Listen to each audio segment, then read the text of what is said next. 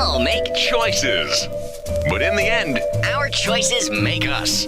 So choose wisely. Subscribe to It's Erik Nagel wherever podcasts are found. And leave a positive review, won't you kindly? It's Erik Nagel. And it starts now. What up, my Nagel? What up, my Nagel? What up, my Nagel? What up, my Nagel? What up, my Nagel? Talking about George R.R. Martin, not writing. Talking Marvel versus DC, who's more exciting? Talking George Lucas's legacy, high-scoring centipede. Talking Gittles' new beef burrito recipe. Talking about Stephanie McMahon versus Sable. Talking about the Cybermen versus the Weeping Angels. Don't blink, the dialect's more deadly than you think. Talking Summer Ale, Blueberry Pale, craft beer, pouring drinks. What up, my Nagel? Deadpool 2 features Cable. Talking Funko Pop, celebrity signed a label. Talking online gaming, bitchin' and complaining. Talking E-Rock, kissing the feet of Matt Groening. Warner Brothers properties, Superman's a mockery. Weird Al concerts, Kevin Smith's debauchery. Rick and Morty fun zone. The Lego build team, can I have your attention? Possible Donkey Kong kill screen. What up, my Nagel? What up, my Nagel? What up, my Nagel? What up, my Nagel? Ladies and gentlemen of the universe, the next voice you hear. It's Erik Nagel. Hello, ladies and gentlemen. Welcome to another edition of It's Erik Nagel. That is myself. To my right is Matt O.G. Hey. Over in the upside down is Gittles. Hey, what up? And Trevs and Devs is over there. Hey. Oh, he's not here this week. Right. Oh. He's protesting the name Trevs and Devs. He is. Maybe he's in a different endeavor. Yeah. Real quick on that, there's been some social media scuttlebutt about his name. Yeah. And then maybe Gittles has started a hashtag or two, much to Trevor's dismay. But it seems the ladies love Trevs and Devs. I'm with Team Trevor on this one. I hate Trevs and Devs. You yeah, do. me too. It's great. So there you go. But he will be rejoining us next week. Sure, that's also, what he says. Also on the program next week, I just heard before we started, our pal Brian Shea from Game Informer. Remember how he told us he wasn't going to E3? Yeah. So we do that show, and the next day, holy shit, I'm going to E3. Yeah, exactly. So it was a last-minute decision by Game Informer, so he was out in Los Angeles, right? It was LA or Vegas? It was LA. I believe it's LA, yeah. He went out there, he experienced everything, he had a grand old time, and when I talked to him today, he said, I've slept for maybe 2 hours, and napped where I could behind displays. Exactly. So he's like, he needed some time to recover, so he will be joining us next week. Right. Well, the best was his tweet from like the day before. It was like, oh, so weird to not be packing to go to E3 for the first time in like 4 years. And the next day it's like, holy shit, I got to pack and go to E3. But who will be joining us on the program today is our old pal, comedian Rich Voss. Wow. He'll be joining us in the next segment. He's got a brand new... I'll say it's a brand new the Voss roast, the Voss birthday roast, which was from last year. Right. That they taped at the Village Underground in New York City, and it's who's who of comedians on that dais there. So it's guaranteed to be hysterical. As far as the teasers that Bonnie McFarlane's been putting out, they've been very good. Voss will be here to talk further about the roast and maybe the controversy around who went and who didn't. There you go. It just never goes away. Anyway. But hello, guys. Hi. How are your lives? Oh, this, that, and the other thing. Anything Same new old, with you? Same old. With me? With you, Matt O.G. Well, I mean, there's always something going on. No, probably, I guess the biggest thing, like on a sort of related but not entirely personal level, is over at Geek Stuff, we celebrated our 500th episode with absolutely no pomp and circumstance this week. So it's just like any other episode? Just like any other episode. We even You had titled two little like party poppers, like New Year's, like burp. They would not even party poppers. We titled the episode appropriately, "No Big Deal." Okay. And for months you've been leading up. What are we going to do for 500? Right. So here's the problem with our audience, and I think we probably have a similar problem with this audience, and radio and podcasting in general has this problem. Our audience is fragmented, right? Right. We don't have. I'm not going to say we don't have a huge local audience, because we do. We have people in New Jersey and New York, Pennsylvania, but we also have people from LA, we have people out west, we have people in Florida and Texas, people in Arizona. We have people all over the UK that listen to the show, people in Australia that listen to the show. So in order for us to have an event with any sort of impact, it wouldn't be much of an event. Right. Do you know what I mean? So I think what we decided we're going to do is we're going to try to organize something during New York Comic Con, because there'll be people in town from all over the place. We'll still celebrate the milestone of the show and, almost 13 years, et cetera, et cetera. But it'll make a lot more sense because there'll be people around who are not typically around to do something. So maybe we'll pick a night and we'll all go out to a bar. And get something we'll figure something out. We have a little bit of time to plan that, but I am going to try to plan something. So okay, awesome. So we celebrated 500 episodes.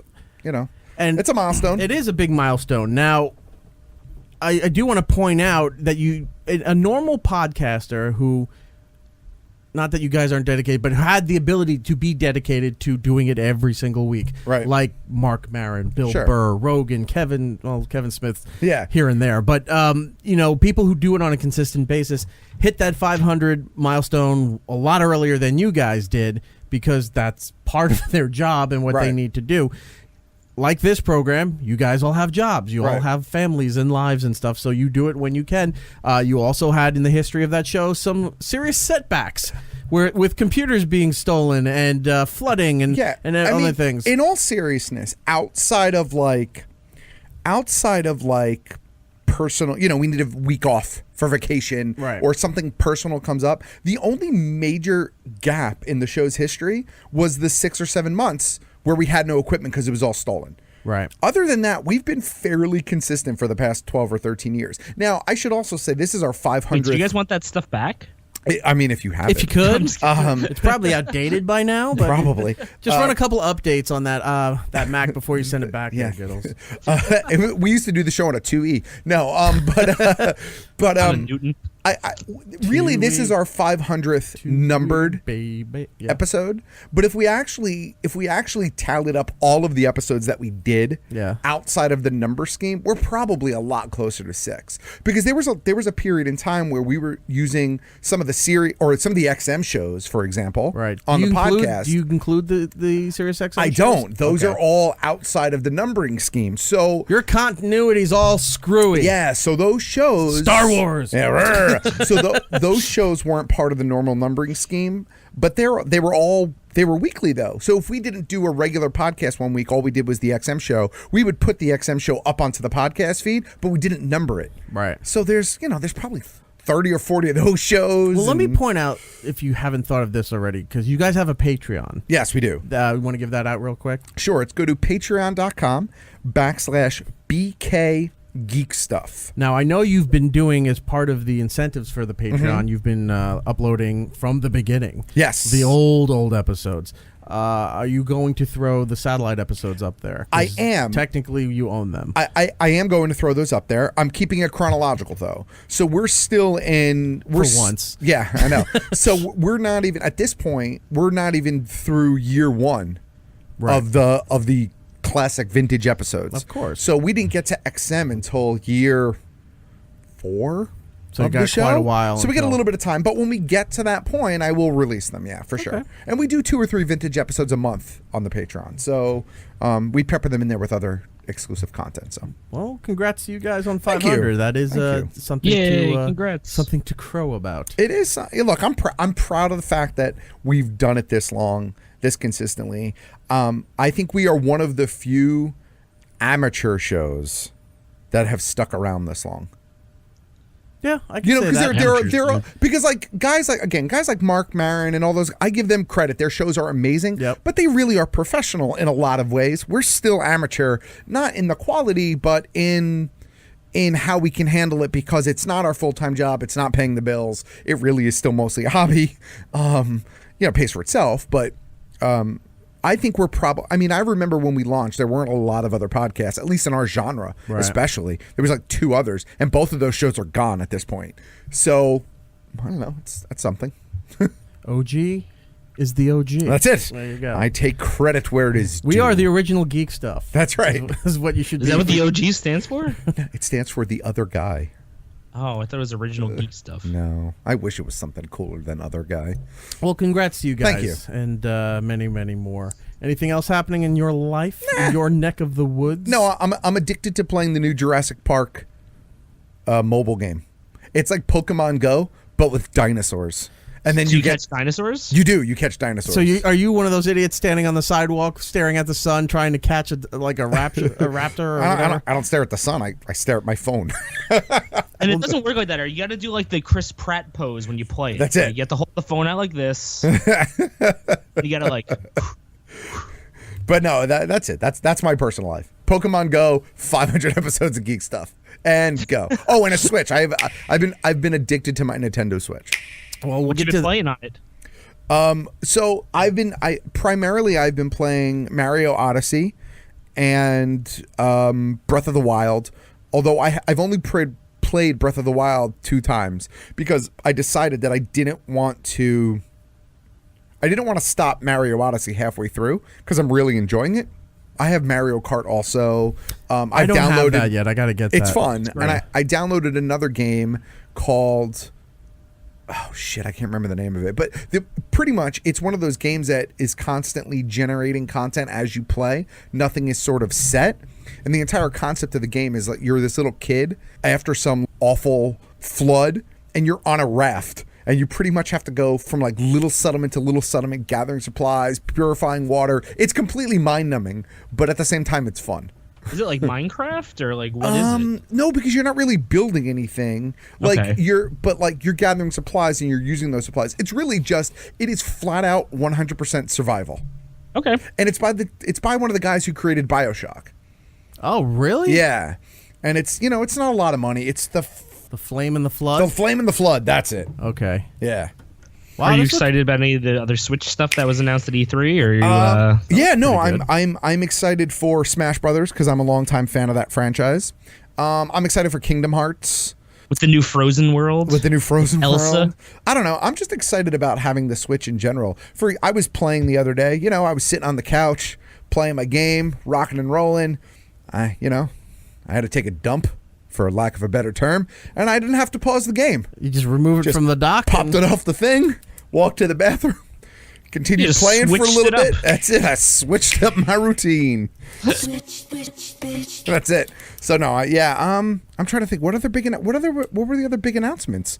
I think it was just a lot of a lot of the Bethesda games are now going to be on like Switch. I think like Fallout 76 is going to be on it, like Elder Scrolls or something like that. But like, I don't know if those are games that you really want to play on the Switch, or if that's And also the big news was that at the time of their presentation, they opened up Fortnite for the Switch. Right. So yeah, that too. So for me and for the Switch, I'm pretty much going to use the Switch for Nintendo Classic type games, Mario games, Zelda games, etc., Smash Brothers. Yeah. I'll use it for downloadable games that are built for the Switch, like Flame and the Flood. I really like that. It's Switch only. But games like Fallout 76, I'm getting that for the PlayStation. Like those types of games, I'm going to use my I don't want to call it a more robust console, but I am going to use that type of console for those type of games. The one thing I was really kind of upset about, and I know it was a pipe dream, I know there was nothing in the works, but you always hope. I was really hoping for something Metroid related. But everyone was like, there was a lot of people online who were like, "Come on, Metroid announcement, Metroid 5, Metroid Prime 2, like something," and there was nothing. No, they had the Pokemon stuff for the Switch. Yeah. They had Mario Party. Smash Brothers was the big one. Yes, but it's like everybody who's ever into Smash Brothers is all going to be in the franchise is all going to be in this game, and then you leave it to some fans. Waluigi's not in it. Yeah, it's I saw that. What? No, Waluigi. You know who said that? I saw that. Wario. Jung. I think had that comment. He? Yeah. I don't know if it's the one you're referring to, but I believe he made a similar wasn't him, comment. But I saw it trending that people were. Why is it? Yeah, I saw it trending. He sucks in the Wario games. He sucks when he's in the Mario games. Yeah. And he just sucks in general. Who cares? And his name sucks. Yeah. Waluigi, it sounds like you fucking sneezed while you were saying Luigi's name. No, Waluigi sounds like it was named by the same guy who thought it was interesting to have Mario's last name also be Mario. I mean, they're just going with the naming scheme of Wario. They're sticking with that convention there. But I get the name, but Whatever. I don't care about Waluigi not being in Smash Bros. Yeah, no one I'm not Waluigi losing is sleep. like the name of like the whale at the fucking SeaWorld. Hey, look, it's Waluigi. There you go. I'm seeing some note here that if you still have a GameCube, apparently your controllers work For the Switch? for the Switch. I'm not surprised by that. Yeah, I don't. That's really good to know because I like the GameCube controller a lot. Well, there you go, Giddles. Yay. The other thing, as we mentioned earlier, was Fortnite was coming to the Switch, and Yes. everyone was excited. But I don't know why people were still confused that it was not a cross-platform game experience, because nothing's a cross-platform Nothing game is experience. The reason why, and people keep forgetting this, the reason why Xbox and PCs can play with each other, they're the same company. Can they They're play with each other Microsoft. now? The On same, Fortnite, yes. The same On server Fortnite, on a okay. lot of games. Overwatch, you can do the same thing Oh, okay. too. Yeah. So a you lot can't- of those you can't play PC people. you can't. No, you can on Gears of War. You can cross over, not with Overwatch. The Gear War. Yeah, there's I, only I like thought certain Overwatch games, like did too. no, but it's really funny because like on Fortnite, when you go into it, it's called Epic Friends, like, and you have to activate it, and it literally pops up with a warning. It's like, just so you know, you are going to be playing people with keyboard and mouse who are going to have a serious advantage over you. Like, you only accept to play this if you are ready to get killed every 4 seconds. I'm It's like, like yeah, all right. All right, I can do this. Oh man, I got sniped jumping off the bus. It's like I didn't even Before I got on the bus. I didn't even make it to Yeah, the ground. When you have a mouse with 47 hit keys pre-programmed to it, there is no comparison. Yeah, and that accuracy with the keyboard and mouse, you just Yeah. can't get on with the controllers. Yeah. It's impossible. That's how I used to play WoW. I had a mouse that had like 8 programmable buttons on it. It was fantastic for That's how I raids. got this. My friend gave it to me. He got a new computer, and he's like, here, take this mouse. So I Yeah. plugged it into the laptop here. It's great. It is. Except when I forget and I press the button and everything just starts going backwards on my screen and cuts out on Skype. Well, just pre-program it to all the same thing. Oh, that's a good idea. But I'm glad you're enjoying it. Yes. Yeah, I got to dedicate more time to it because I really want to get further in Zelda than right now. I'm just, in a village talking to people, stabbing cuckoos. Yeah, as you like do. you do. Throw baskets, Like hoping you for do. ruples. Yeah. No, like I said, I'm enjoying Odyssey right now still. So I'll dive into Zelda once I clear a bit more. Where are you in Odyssey? I just got through the sand level. Oh, okay, the desert world. Yeah. So what's that, like level 2 or 3? Something like that. Yeah. Yeah. All right, you still got to wait till you get to New Donk City. Okay. Oh, it's so much fun. Yeah. Yeah. And then then it keeps branching out. I'm in some weird beach world right now. I nice. forgot what it's called, but it's a lot of water, a fountain in the center of the ocean, which is weird. Yeah. You got cliffs. When I first started playing the game, I was like, oh, this is going to suck a donkey dong. I was not a fan of the whole hat gimmick. Right. And then like 25 minutes later, I'm like, this is the best thing ever. Are you buying all the hats? No, I only bought the only ones I bought so far were I bought the ones in that sand world because you need them to get one of In the access, green yeah. moons because it's like you have to dress like the people in town. Because I saw in some of because those stores are in every world, Right. and it's all different stuff in each world, and you're like, I don't want to buy all these dumb outfits. I don't care. But you don't And really then- use the coins for anything else other than when you die, right? No, that too. But I'm just like, I don't want to buy all this stuff, and then I'm like, I gotta buy this thing in order to open. Yeah. And it's not just the hat; you have to buy the outfit. Yeah, you gotta for buy it. the poncho. Yeah, So, yeah, whatever it is. So whatever you do that, but what is it? There's something you can buy. Oh, you buy stars in there too. Each Yeah. world has a star hidden in there somewhere. You can buy it. The game is a lot of fun. Oh yeah, for sure. Yeah. Yeah, no, I'm totally digging it. There was something else I wanted to say about it, but I just totally blanked. Oh well, moving All right, on. moving on. We got to get Giddles a Switch now because Yeah. Giddles expressed interest now that he wants one. There you go. I want to switch. Switch is for everybody. It's a me, Maybe we need another auction. I don't know. Mario. Mario.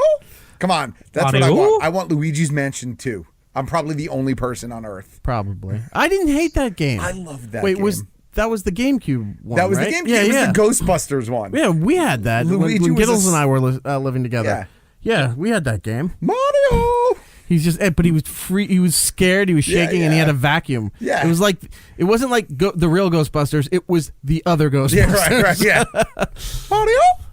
Yeah, no, I just want like an old school like Castlevania feeling game, even if it's like a side scroller. Like it doesn't need Yeah. that fancy graphics, So, just like a fun Castlevania game. There is an awesome there is an awesome Castlevania type game for download in the eShop. I forget what it's called, but it's like a $10 download. And is it a vampire thing? I don't know if it's a vampire, but it has a very Castlevania feel to it. Someone recommended it to me on Twitter. I probably can find it still. I looked at it. I haven't bought it yet, but it's only like $10, I think. So, is it called Bloodstained? That might be it. I'll see if I can find it. But I do like the fact that the Switch, if you want to upgrade the memory on your Switch, on your internal storage, it's just, go out and buy a micro SD card. Like, it's that's nice. It's not like you have to buy this special 3 terabyte, $4,000. You could just go to Amazon, buy a like high quality micro SD card, right, and just pop it right in, and you're good to go. If you wait every other week, they're on sale at Best Buy. So or Best Buy or Amazon or Target, someone always has them on sale. Yeah, I think. When you got me the 360. when you got me the 360, I bought like a 20 gigabyte flash drive, and I had to plug that in there, and I was just playing games off the flash drive. It worked fine. Yeah, exactly. Just a quick update. Last week, we didn't get a chance to talk about this, the 50th anniversary of Hot Wheels. And I was talking to a couple people, and I was surprised when I'd hear that girls had Hot Wheels as a kid. Bloodstained, Curse of the Moon. That's the one. That's not the one. Okay. All right. So, the one I saw was Bloodstained Ritual of the Night. Oh, that was from 2017. Yeah. My bad. But yeah, it's in that series. I definitely will check that out. That girls had Hot Wheels growing up. Because I didn't think they catered to females at that time in the 80s. I don't know that they catered to them, but that doesn't mean they didn't have them. Right. Yeah. Do you know what I mean? Like, they didn't cater Star Wars to girls growing up, but girls had Star Wars. But yeah. Star Wars, maybe because there's a love story there, kind of. I don't see cars as being a thing for young kids for young girls at that time. I don't necessarily know that girls bought Star Wars because it was a love story. They might have just liked the story. But remember, also the Pixar car movies came out, so they might be interested in toy cars because of that too. But that was after the fact. I'm talking about like when we were growing up in the 70s and 80s. I mean, girls liked boy things too.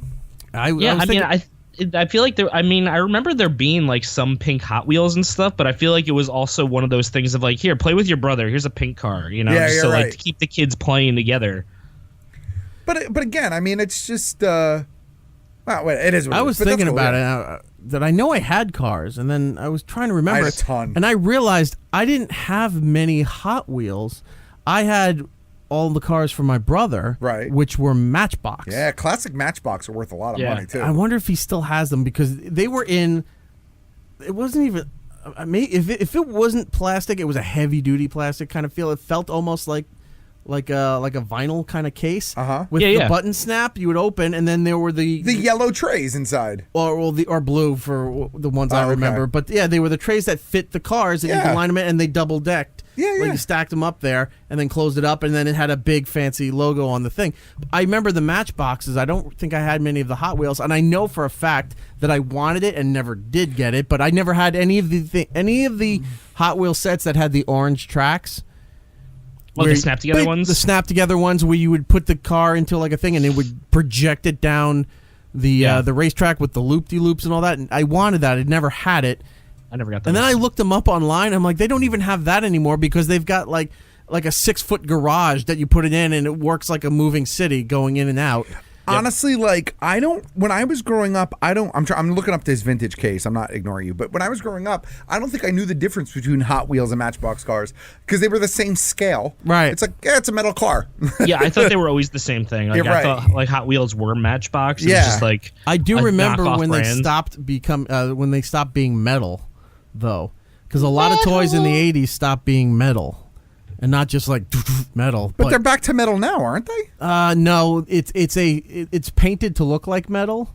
But I think it's more of a. Well, the bottoms are still metal. I think they are. Yeah, I think the bottoms are still metal. Is it? Well, I don't know if it's the same metal though. I think it's more of a cheaper one, like an aluminum now. Yeah, I mean, I remember having it. But those cars, I had cars, I had planes. Oh, sure. I had I think I gave the planes to your son.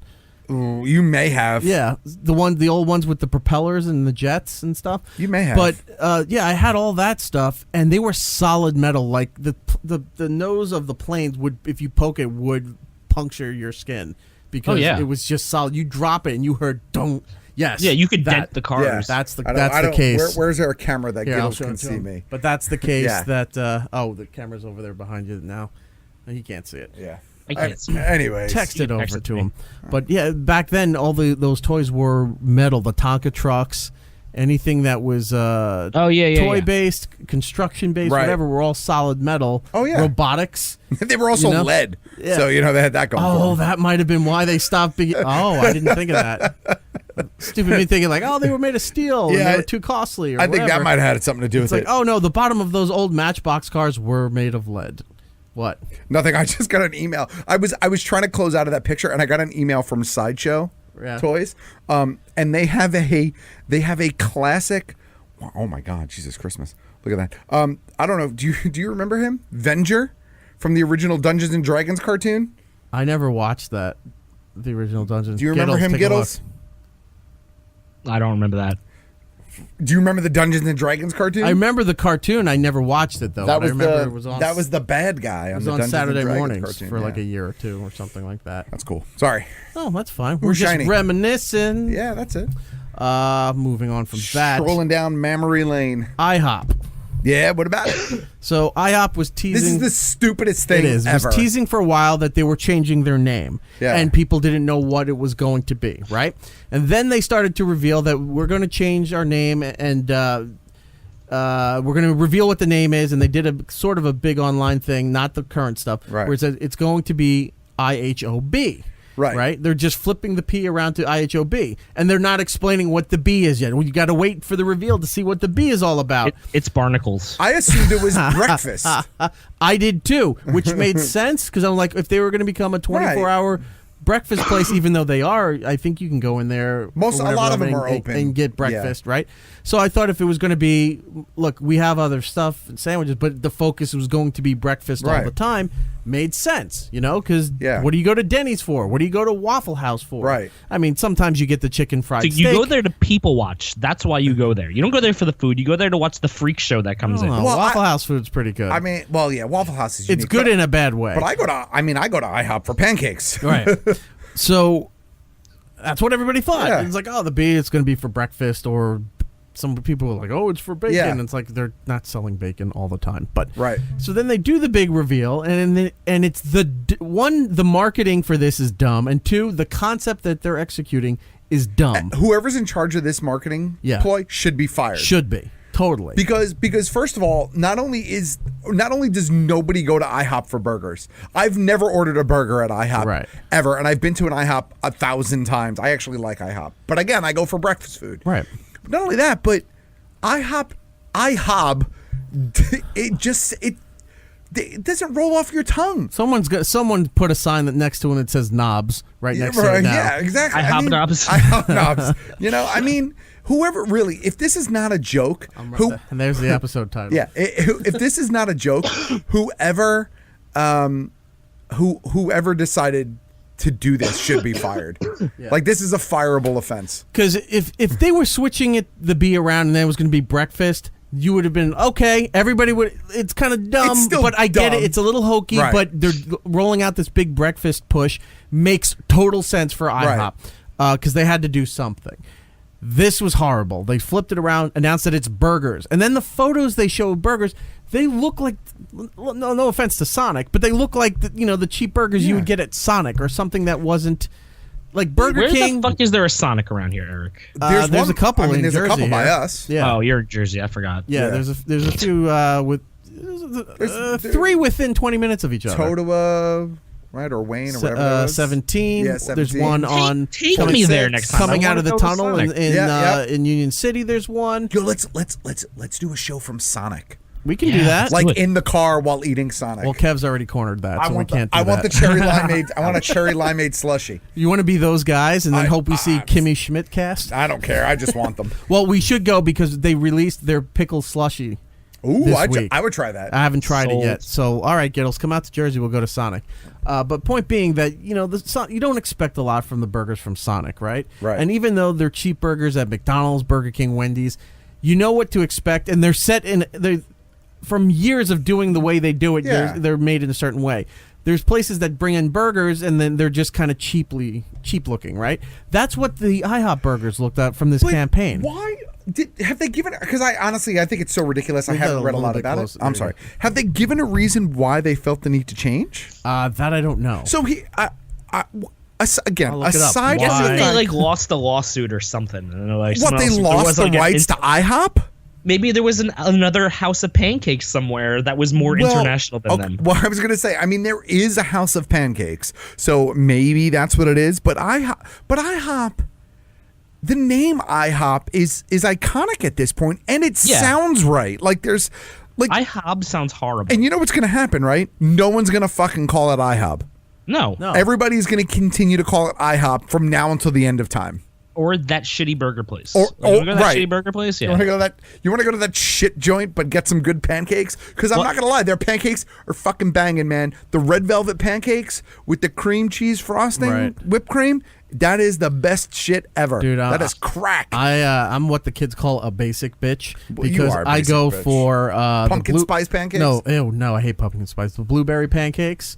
That's good though. Or I go for the banana Foster's waffles. Yeah. I would say the last time we went to IHOP, we got extra hair with our pancakes. Oh, that's right, gross. we did. Yes. Ew, which IHOP did you go? Well, don't say.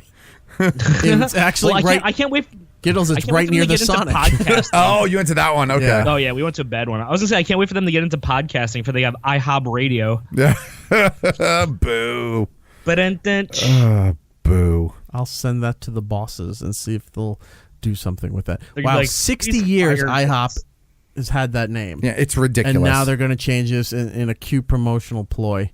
So anyway, so the burgers that they were showing did not look... I haven't seen any reviews yet. I'm sure there are. I haven't looked for them. I have not tried them. I don't know if I want to try them. Yep. But I'll try a burger. I'll try any burger. It just seems kind of dumb, but it doesn't go unscathed. So yes, the news was like, I don't get why this was such a big deal. Social media's like, who gives a fuck? Or like, why is this such a big deal?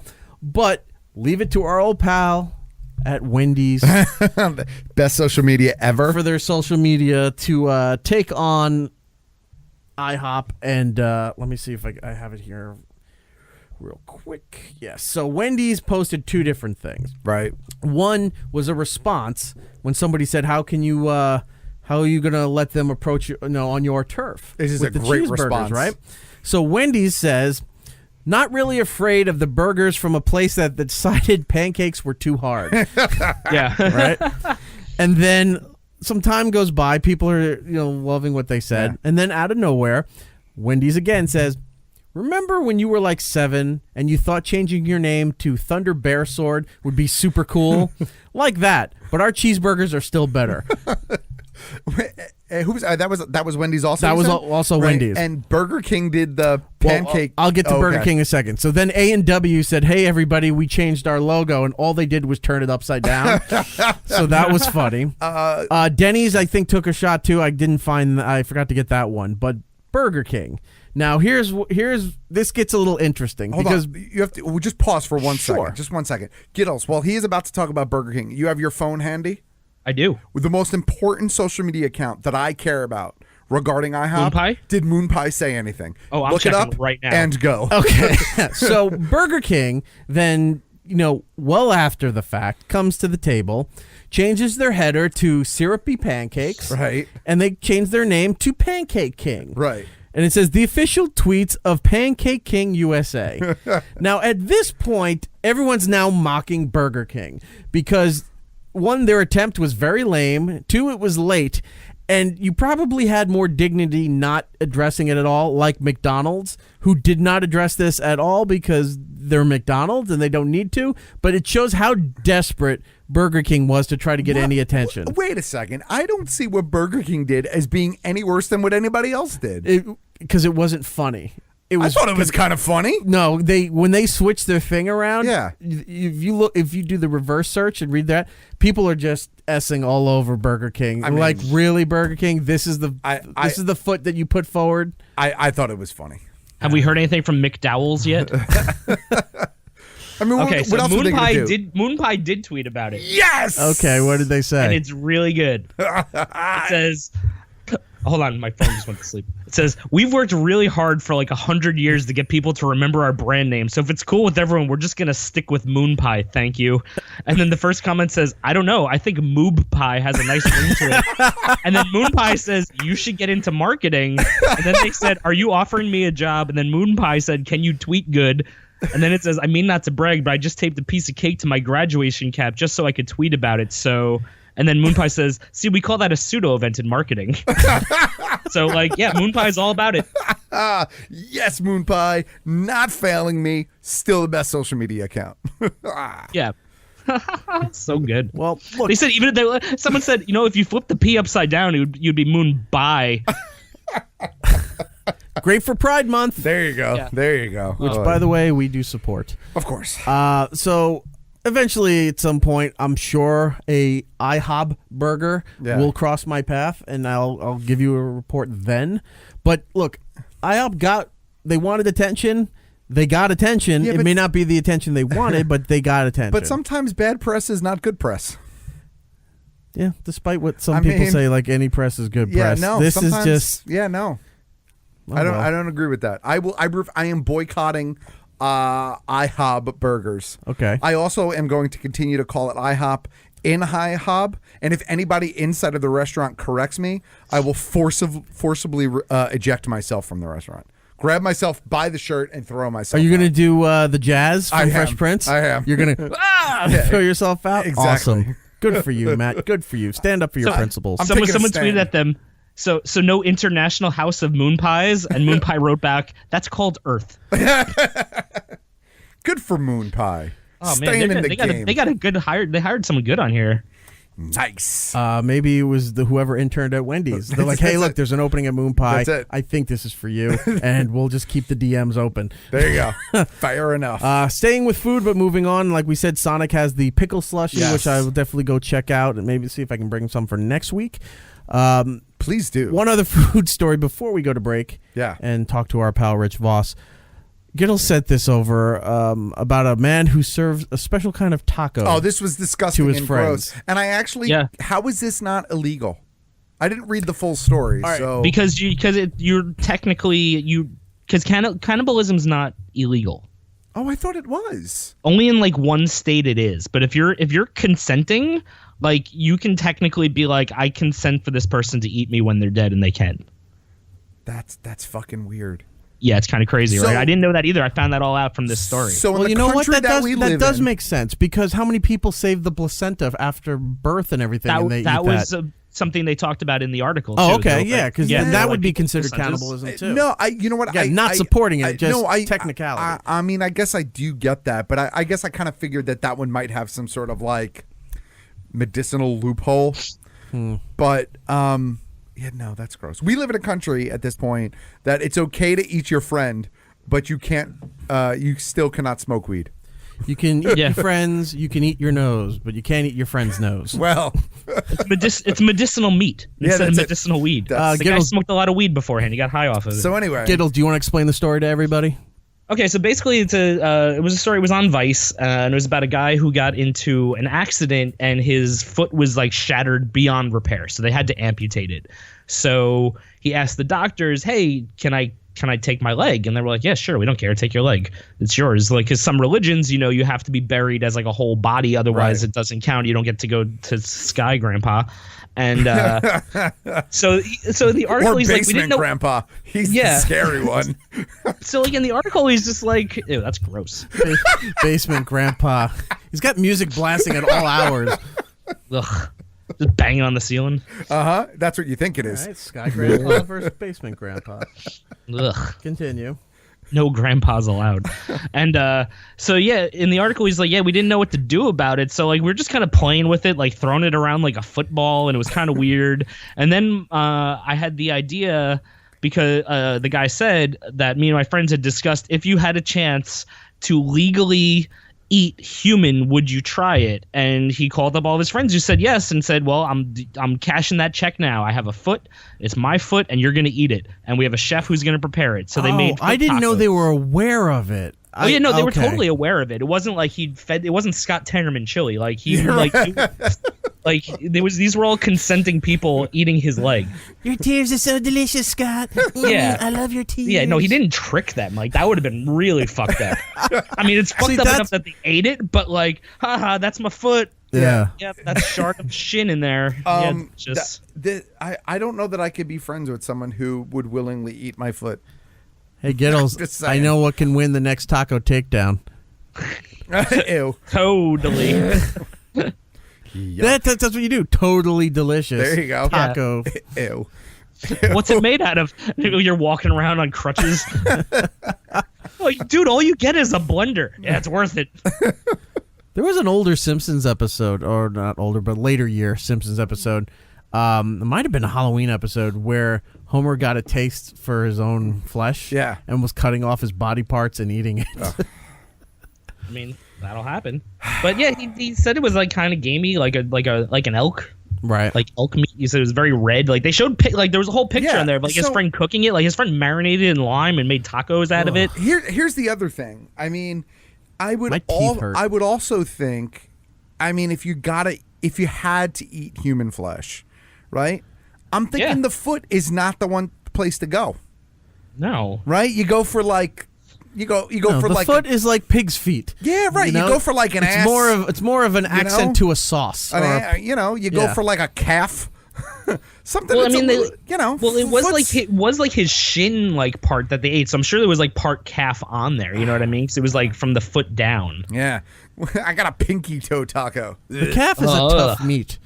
Probably. Yeah. Probably. I think, like the bacon is in the belly area. The belly and the ass. That's where. Yeah, but that wasn't amputated. Like, I mean, like we're cutting hairs here. Like the guy had his leg cut off. We're planning like for the holidays, Giddles. Like, oh well, you broke your foot. Let's take a piece of your ass to serve it to your friends. Like it didn't work that way. This isn't alive, right? Yeah.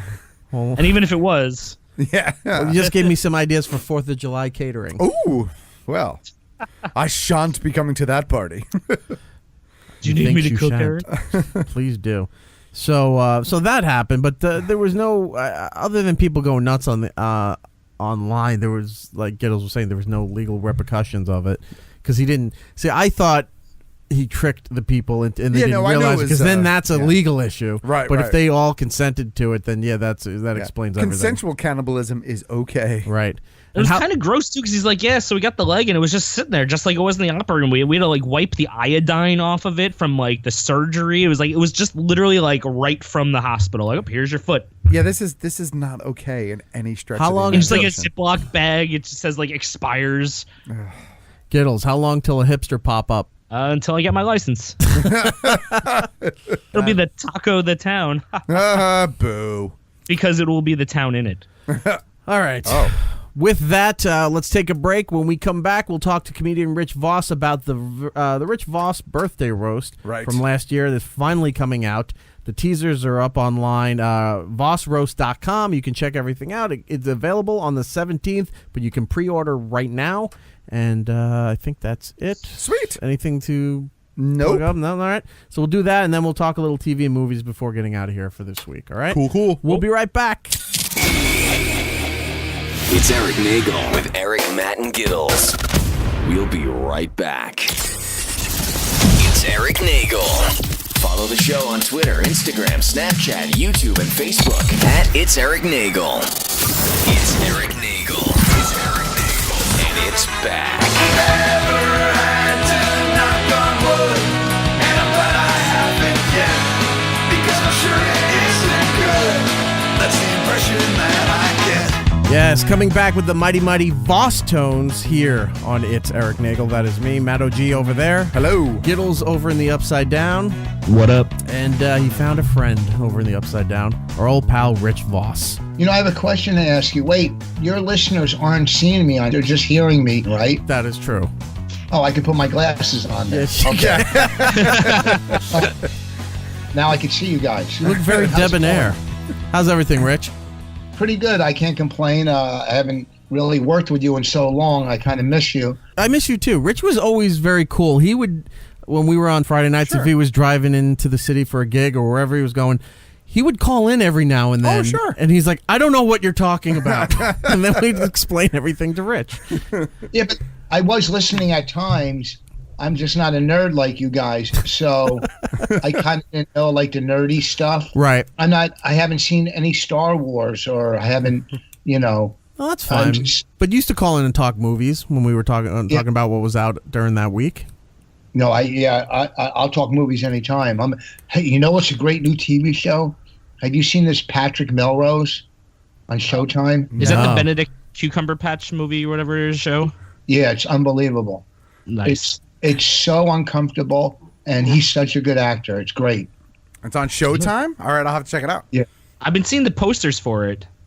Yeah, well, that's a start. That's what they put up posters for, to advertise. But the whole the whole idea behind the poster thing is to get you to go. And now I think you're on your way. So I'm getting it. Yeah, it started maybe with a little push from a caller. That's what they needed. It started back in May, and it looks a little like American Psycho. Oh, okay. Yeah, I remember reading about it now.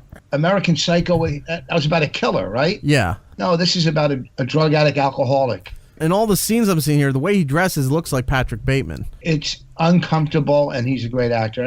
That's just the TV show I'm pushing. What I'm really pushing in life is you want to see the best roast in roast history. Yes. This Sunday night, my roast will come out at vossroast.com. You go to vossroast.com. You can pre-order it now. It'll be on Vimeo. Everybody killed on the shows. And these were all killer heavy hit. Colin Quinn, Bobby Kelly, Norton, Big J. Okerson, Florentine, DeRosa, Judy Gold, Luis Gomez. Bonnie hosted it. It was one killer act after the next. It was. I wanted to go, because this was taped last year at the Village Underground in New York City, and it was on a Monday night. I wanted to go, but we were doing the afternoon show at the time, and I had too much to do after. I couldn't make it out there. Right. I wanted to really go, because who doesn't want to see that lineup, But I didn't get a chance to go there, and then it just became a whole... There was a whole thing surrounding it that didn't need to be surrounding it. Well, of course. Because somebody didn't want to go and hang out with people who were his friends and have a good time and actually contribute and show some respect to Rich for on this. And he couldn't put that aside. And Opie did the same thing. Now, how much is it, Rich? So people know the price. $5 to download and $10 to buy it. Oh, that's nothing. Yeah. I know, it's really nothing. I mean, we're not going to whack people out. We want as many people to see it as we can. Oh, hell yeah. Is this something that after a while doing its run where you can purchase it on Vimeo that you would try to shop it around to the streaming services? Isn't Vimeo is a streaming service? Well, yeah, but I'm saying like maybe after you mean like Netflix run, like by putting it on Netflix or Hulu or Amazon or something. Listen, we would have went to Netflix first. They passed on it, I guess. Okay. I mean, we have a production company that's a partner in with us, and their agent supposedly shopped it around town, and we had some interest, but we didn't get any positive yeses. Right. So we said we'll do it. We'll put because it's been a year. It took a long time to edit. They had 5 or 6 cameras, 24 tracks. So there was a lot of editing. Then we put a new beginning on it. It should have been out maybe a half a year ago. But thank God it's not time relevant. Probably will go from Vimeo maybe to iTunes, Amazon maybe. Right. If this is successful, we'll do more. And it's good that, if you didn't have one of the bigger streaming services, by putting it out yourself is not considered, anything to look down upon either, because look what Louis C.K. did. Sure. He paved the way with producing the specials, putting them on his website, selling it directly to you without the middle stuff and the charging you extra. I got to tell you, as far as platforms go, I actually like Vimeo, and there's a mobile app, so you can get it on your phone or your tablet or whatever. I mean, it's a good app. I use it for other things as well. So Vimeo is and a you good can get service. like the really high quality video on Vimeo, which is nice. Like if it's in HD, like it looks like HD. Yeah. You could stream it to your TV. It looks fucking great. The production company kept compressing it. They said whatever that means. So I guess the more they compress it, the better it looks. Depending. I don't know about that stuff. I know they have 2 TV shows on the air already. Right. So they said now it's ready. Does Vimeo have apps for the consoles for like Xbox and PlayStation and whatnot? I don't know. I believe it does. Yeah. Oh, nice. Okay. I know have it on like my phone. Daily Motion has like an app, and like some of those other ones do. So I'm pretty sure Vimeo does. Okay. Yeah, Vimeo's on the Xbox and PlayStation Network. Oh, perfect. But you go to vossroast.com and it'll direct you right to the link to to see it. You can pre-order it now. We're getting a lot of pre-orders. Right. It comes out Sunday night, Father's Day. It's going to be very successful. I mean, these comics, and the great thing about this roast, it's not. Look, those other roasts on TV, they're good, but this is a roast with all friends, right? That are killer acts. So you could feel the love in the room, and not just some chef or reality star that's roasting some B actor or something. It makes sense when you see it. We've talked about that, Voss. We've talked about on the show before about how these like produced roasts that you see now on Comedy Central where nobody knows anybody, right? And it comes off as mean and disingenuous because there's no real connection behind it. Yeah. Because like the old Friars Club roasts were always like everyone knew each other so well. Like it was just like all these inside jokes and just like really knowing the person. It wasn't just like, oh, like look at this guy in Food Network. Fuck this guy, Yeah, right. Yeah. Well, you're talking about the Dean Martin roast. Is that the ones you're talking about? Any of the roasts traditionally were tied into the Friars Club until after one or two versions on Comedy Central. Then they parted ways with the Friars Club and did it on their own. And that's when it became, well, whoever the celebrity that we're roasting, let's get other names that we can put there. But there was no real connection with everybody on the dais to the person being roasted. When you watch those old Dean Martin roasts, which I bought that huge box set, I love watching them there.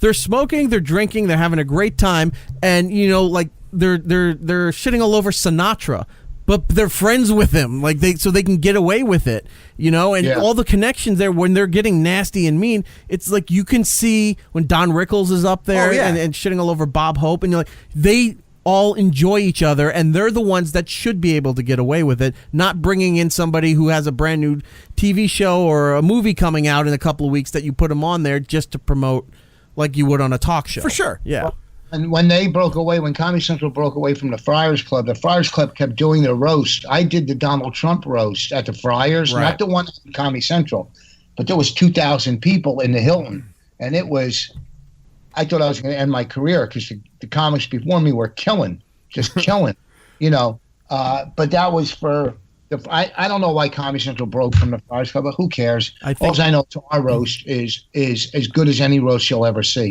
There's trailers up. Yeah, there's a trailer on, if you go to vossroast.com, there's a trailer up for it. It says the runtime is about an hour and 23 minutes. I have a question, though. It has listed as bonus features, Patrice O'Neill from the Grave. What is that's funny. Yeah, that's real funny. We did. If you can go to that now, I don't even know if you can get to that, but it is funny. Yeah, I don't think you could play it. I don't think you could play it yet unless it's part of the trailer. But it's on the site. It was a trailer. I remember. What am I, 7? I remember.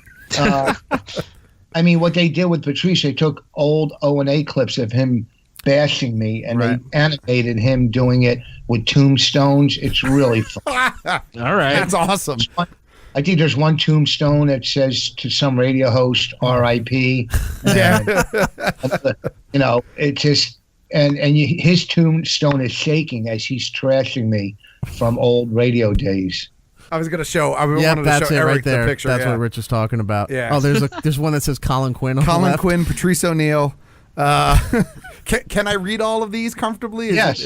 Ant's career is one of them. That's the gravestones. Yeah, it's pretty funny. I'm trying to see what that last one says, but I can't. Now, whose idea was it to roast you and make you the center of this?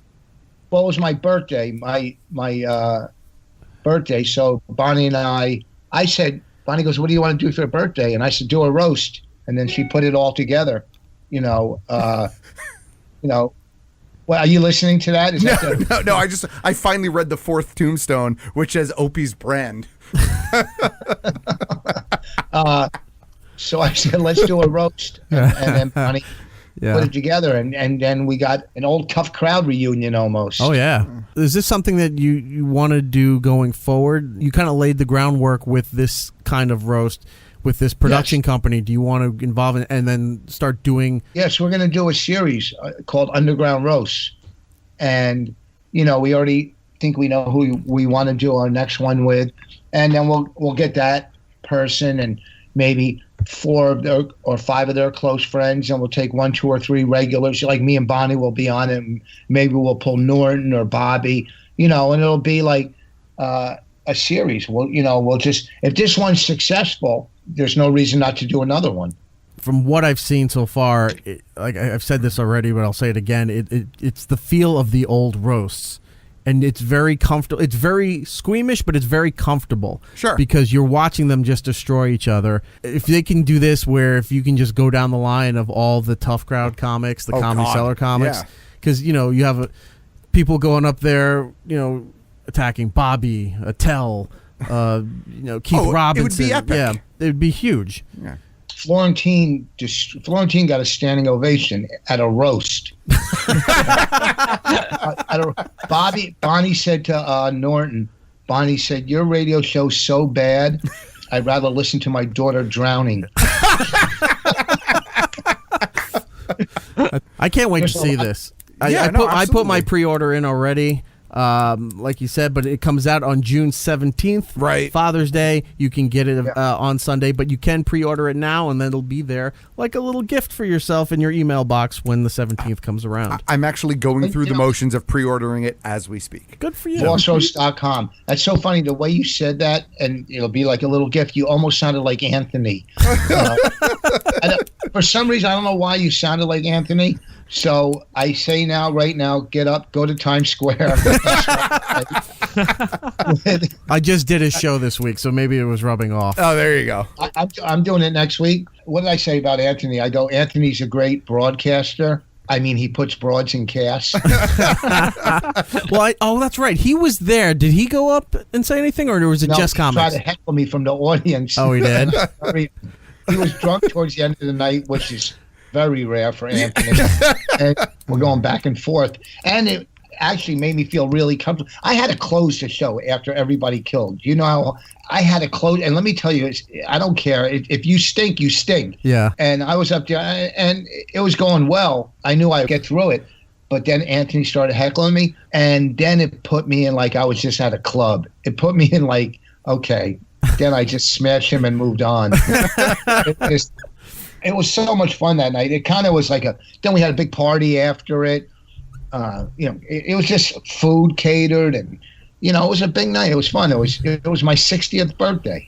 Well, I'm glad. That's awesome. I'm glad this all came together in the right way. And look, when you see it on the 17th when it comes out there, you're not going to be disappointed with what you see here. Not at all. It's a whole big group of friends and the comic community all coming together to honor Rich. That's what real friends do. And the room was full of comics. I mean, there was audience members, but it was packed with there was people going up the stairs in the Village Underground. I mean, you couldn't get a seat, and it was full of comics, and they were dying. And to make comics laugh, you know what I mean? Yeah. Comics, they were just rolling in the audience. It was just, I can't believe that he pulled this off so well, and everything just fell in place. Right. Norton opened the show, and there's no better person to open a roast with than Norton. Yeah. Yeah, I'm excited to see it when it comes out on the weekend. Yeah. Vossroast.com. Go and do your pre-order now. You doing any dates this week? Now this week I'm somewhere Saturday night with Florentine and Bennington. Yeah, you look it up. I don't know, at comedyshop.com. SHOPPE without the slur. Shopping.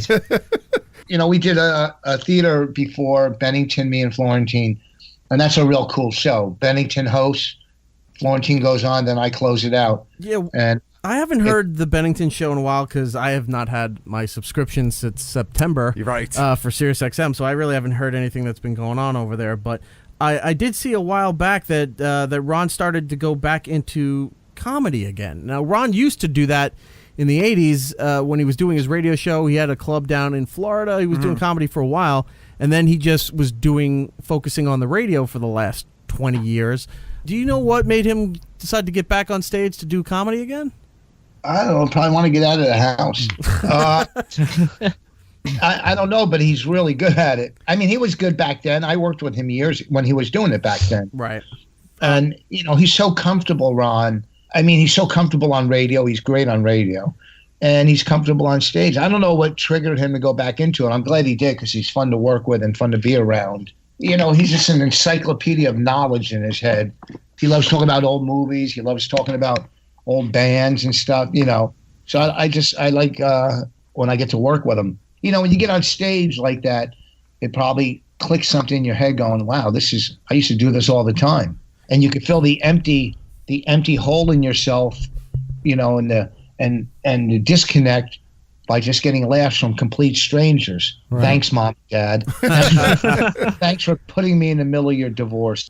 How is he with the crowd? How is he with the crowd work though? It's not like he ever stopped. Yeah, I mean, that's amazing. I would love to go see Ron. Yeah, in the position that Ron was on the radio, he never had to really he never had to shy away from crowd work because he would get it from the callers and he would just dish it right back out without breaking stride. I mean, he's a natural in that. Yeah, makes sense in that form. Yeah. Just a quick clarification though, if people want to check the show out, the actual website is jjcomedy.com. That's jjcomedy.com, and it's in Naponic, New York, Saturday night, 8 p.m. That's not a real place. Yeah, I know. It is. I've seen lots of horror movies that start in Naponic, New York. Yeah, and those horror movies were for the Native Americans where that town was stolen. Yeah, no scalping tickets. I'm surprised when we're on stage they're not building a casino around us. You know, Bonnie and I are. I just shot an hour special. I did it at an NA convention. You know, because I got 32 years clean. So it was so cool because it was just a room full of people in recovery and sober and clean people. So, you know, I shot it there and I got to talk about stuff on stage there that, you know, doesn't really work in clubs as well. So I shot that and we're editing it now. We do all of our own projects, Bonnie and I, pretty much. We don't wait for anybody. I mean, that one was through my management company, but you know, I'm not waiting around. I'm too old to wait around. Netflix isn't going, hey, who can we get that's 61 to do a special?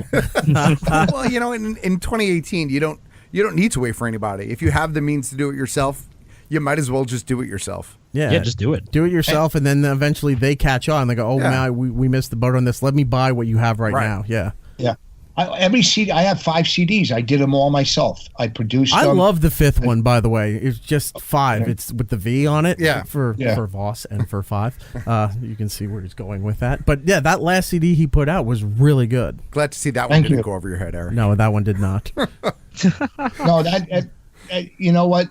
The last 3 I liked. Still Empty Inside, 141 IQ. But 5, I think, I shied away from crowd work as much as I could. I know I could do it. It did well. I was happy with it. It hit the Billboard charts. Oh, that's great. I don't think it takes a lot for a comedy album, but it did. I mean, I have a picture of it on the Billboard charts, and people don't know that you only need like 300 sales as a comedy. They don't want to know that. So, well, listen, I got to go to the gym. Is there anything else, this narcissist guy that you let come on your show? I feel like, you know, when you're doing an interview, it's all like me. God damn it. You sound like such a narcissist up here. That's the whole point of having you on. Besides, you're an old friend of the show. You're allowed to say what you want. I thought you were just going to say he's an old fart. And no, I would never say that about this. I was going to have to yell at you, Matt. Well, you could yell at me still. Please, I'm old. Let me tell you, back in the day when I was a drug addict, I used to care about, you know, maybe getting robbed or shot. You know, now I'm worried that I'm going to slip. You know, when you were younger, you took handrails for granted. But let me tell you something, handrails are a big part of my life now. Handrails and shingles. These are the things that Voss has to worry about. Well, no, I got a shingle vaccination. But you can get one at 60. A day after I turned 60 or 2 days, I went in and got it. You know, the thing is, you know, I used to be a drug addict. I'm not going to fall in the shower. Oh, you know how Voss went? He fell in the shower. He used to have guns held to me. Try to reach the Irish Spring. Before we go, Rich, how's your golf game going?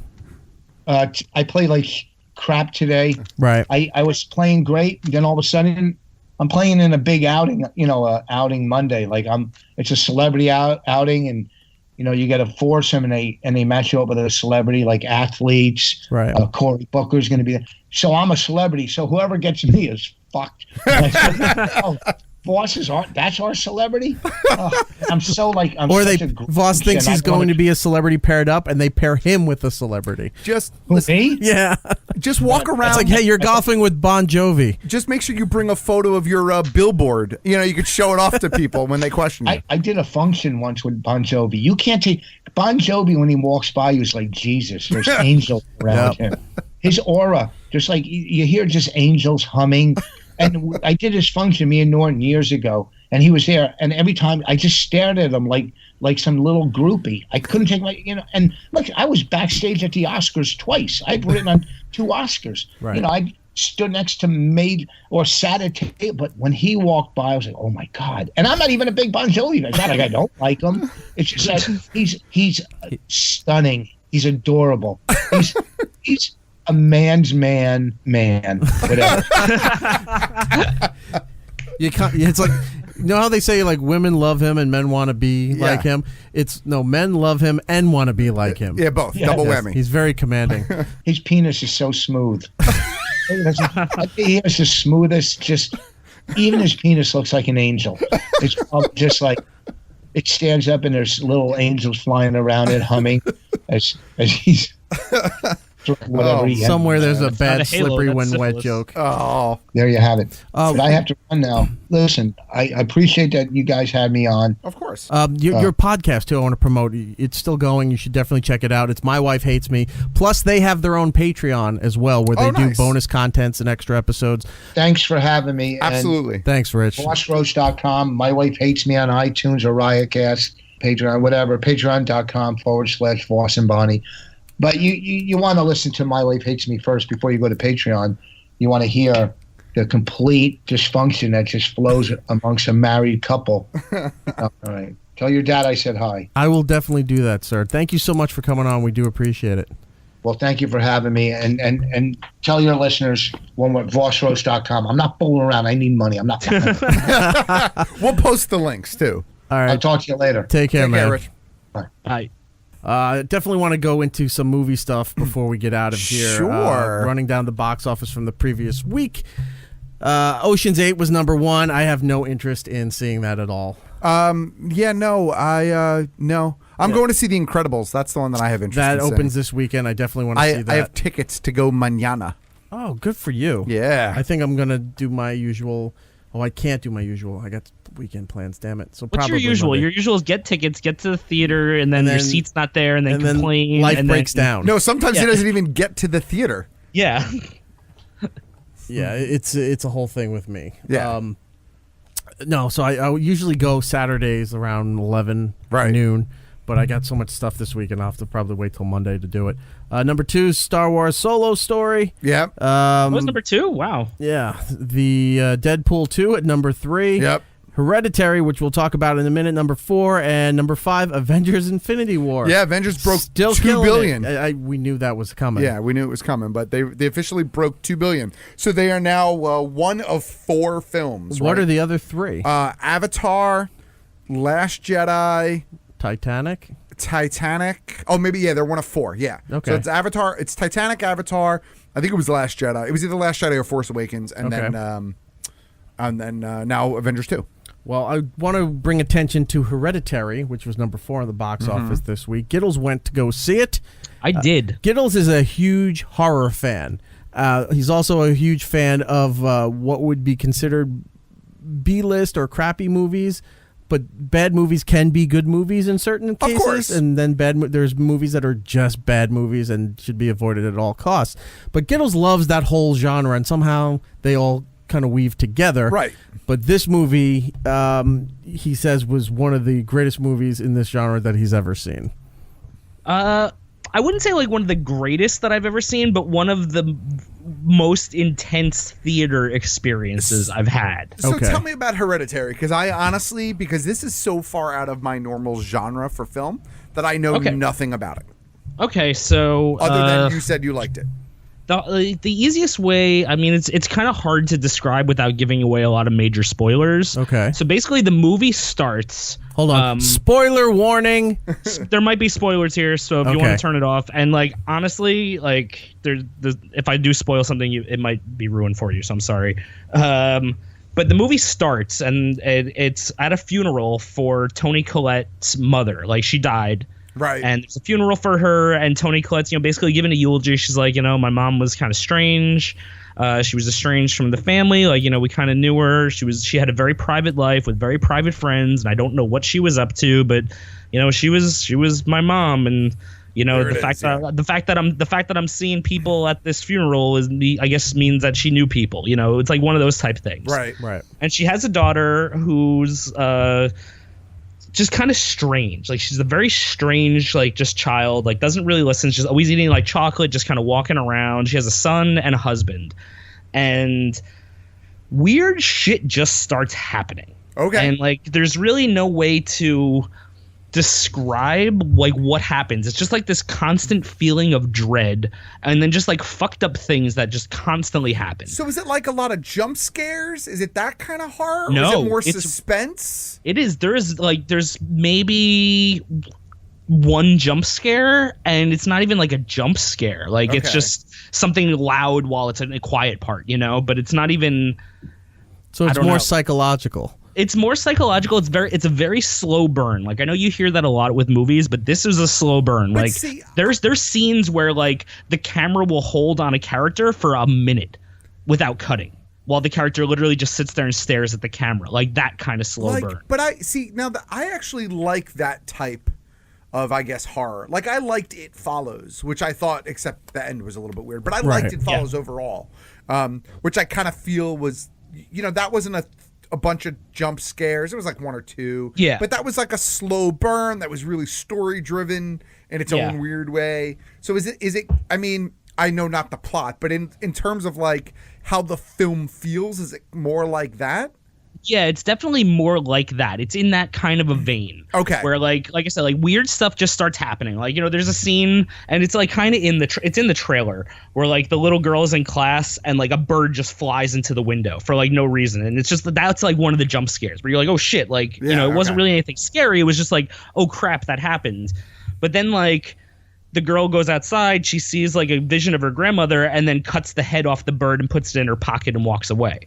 So it's like really like what the fuck is happening in this story, and then things just keep escalating, and it gets crazier and crazier, and then the ending is just really fucking weird. And I can totally understand why people are very divided on the end. I actually personally like the ending a lot because I picked up on all the clues during the movie as I was watching it to fully understand the ending, whereas a lot of people were like, I don't really get it, even though the movie blatantly explains what happened at the end, which is like my biggest complaint with the movie. Like I feel like there's a scene that happens, they didn't need to say anything, but they like one of the people talking in the movie like kind of narrates what happened, which I didn't really like. But I wonder if that's because a lot of these films come out with those questionable endings, right? And then everybody blows up. Well, what the fuck does this mean? It's so stupid. But, you know what I mean? So maybe maybe they were trying to avoid that, and in doing so, they fell into the trap of doing just that. Yeah, and like I listened yesterday. Our friend Christy, like she does the Slash Film podcast, and she was like talking about the ending too, and like how like it was like a little weird because it is a weird ending. But like I said, if you're paying attention, and you really have to pay attention during this movie, there is a lot of little clues. The director Ari, I can't remember his last name offhand. Sorry, I think Aster. Like put so much shit in every single frame. It's like watching The Shining. Like everything has meaning. Like there's like that's shot beautifully. Like the sound design is crazy good. Like the girl walks around, she makes this sound going, and then like throughout the theater, like when there was like really quiet parts, you'd hear someone in the back just going. Like in the theater, just doing it on purpose. A guy in front of me just said, "One more person does that, shut the fuck up!" Like really freaking people out. But it's very it's just an interesting movie because there's like scenes that are really horrific and people were laughing in the theater, and I don't know if that's just a coping mechanism for like the uncomfortable laughter. Yeah, okay. Because there is a scene, and I tweeted out about this, and it is like, it is not like a shocking horror scene. It is just a shocking scene in general. Like, there's something that's happening in a scene, and it gets really intense. And then while that's happening, they make it more intense by having something completely different come out of the blue. And it's like, you can feel the uncomfortableness in the crowd. Like, people next to me had their hands over their mouths. The guy next to me, I didn't even know who he was, grabbed my hand. It was like that much of a holy shit, did that just happen moment. All right. And then it's one of those scenes where, like I said, the camera, like, after it happens, and the camera just sits on this character for like a minute and doesn't move. And it's like that kind of dread where something really fucked up just happened. There is no turning back now. And you have to live with that feeling. And that's what the whole movie is like. So wow. I highly recommend it. I can definitely understand, like I said, why people are divided. I don't think it's for everybody. I usually don't like slow burn supernatural horror movies. Like, I hated Babadook. Like, we talked about It Follows, but like, I like the pacing and the dread feeling of it, but overall I didn't like the story. Like, this, I really enjoyed the story. I thought it was good. I've talked to some people who were like, oh, like, I didn't think there was enough character development. And I was like, well, I just don't think you were really paying attention enough, because like, it was all there. So just you go in, just be ready to like see some pretty crazy shit, because you're going to see some really crazy shit. And then just enjoy it. Like, I think if you go into it expecting it to be like an Exorcist type thing, like, it's not. But it's not like a slasher. There is a couple of like gorier parts, right? But it's not a gory movie. There's like very crazy imagery, like people like lit on fire, like just insects everywhere, lots of ants crawling everywhere, which kind of freaked me out because I have an ant problem in my room, and I came home and I saw the ants crawling towards the ceiling. And if you saw the movie, you would know what that means. And then you saw a vision terrifying. Of your grandmother in the closet. Right. Things just got real.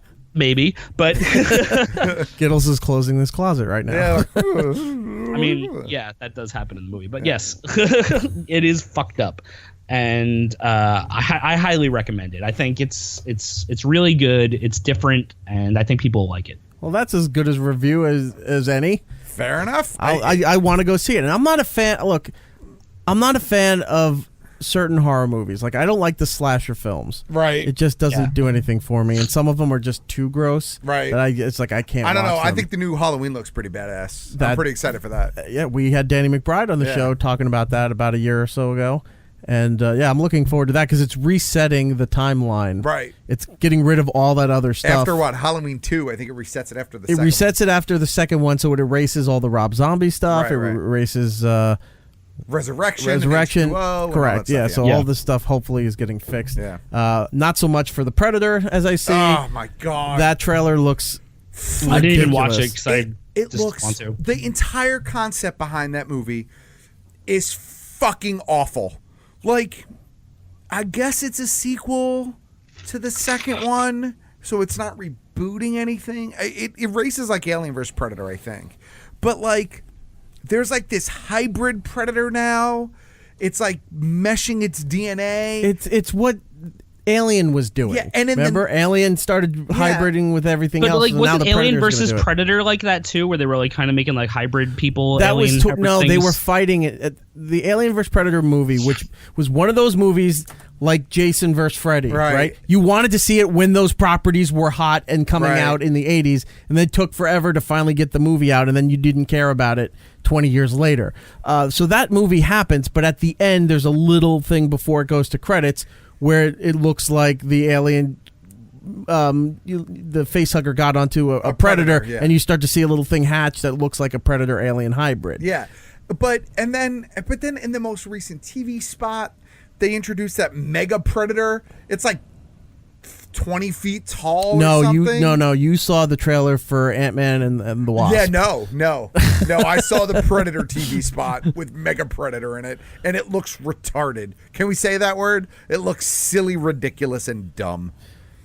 Ugh. And then the next one will have Mecha Predator. Exactly. Yo, I will watch Mecha Predator. Mecha Predator versus the monsters from Pacific Rim. Fuck yeah. Ripping out giant monster spines. That I might watch. That might be good. You know, speaking of the new Pacific Rim that was just out, I didn't get a chance to see it. It's on Blu-ray now already. Well, I didn't get to see it in the theater, and I know it just came out. But I've been renting movies off iTunes lately, right? Okay. I don't know what's going on with iTunes, but lately you can purchase the movie, and it's not the pre-sale. Okay. You can buy the movie, but it doesn't give you the rental option. Okay. So I don't know what deal is blocking that they can't do it right away. Like if it's an on-demand thing. Yeah, but most movies that come out have the option to buy and the option to rent on iTunes. And I'd rather just rent them because half the movies I don't want to buy that I'm looking on iTunes for anyway. What's the difference between rental and buy? The buy is anywhere from $14.99 to $19.99. Okay. Do they send you a hard copy of it? Jesus, no, that's it's fucking just expensive. Well, it depends on what it is. Yeah. But the rental's usually like $5.99. Okay. So all right. I just rented. Yeah, right. You just rent it. So the other night I wanted to go and I see that it's available on iTunes. I was like, I'm going to rent the new Pacific Rim because I haven't seen it, and you couldn't rent it. That's weird. So I said, you know what? I'm going to go watch Geostorm because Matt told me about Geostorm. And I love Geostorm. So I go to there, and guess what? It's not on there. Now, Geostorm definitely was available, I think, at one point for rent. It's not on there. Maybe everyone rented it and they just didn't have any in stock. That's right. It's like Blockbuster. It's like Easy Video. But you have the box with the styrofoam on the shelf, so that means you have it. No, it wasn't there. So I was like, well, now I can't watch Geostorm. So I wound up renting The Post. Oh, I heard that's terrible. It's long, but I didn't really know the story of it. I enjoyed the story. I guess people would say it's terrible because it is rather slow, and it's more about what the New York Times was doing rather than the Washington Post was doing. But yeah, that's what my friends complained about. They're like, I thought it was going to be more about like the investigation as opposed to like the actual just news team. Yeah, it was like the Washington Post got lucky because the New York Times was caught up in a lawsuit against President Nixon.